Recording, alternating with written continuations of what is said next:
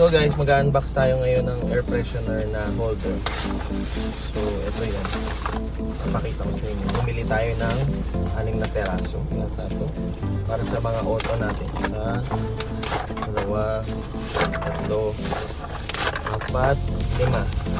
So 5 yung sasakyan namin.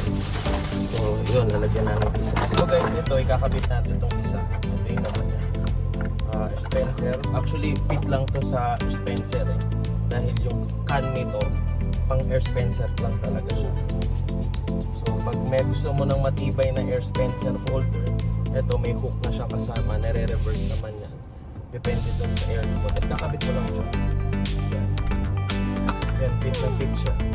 So ngayon, tutusok lang natin siya dito. So yung air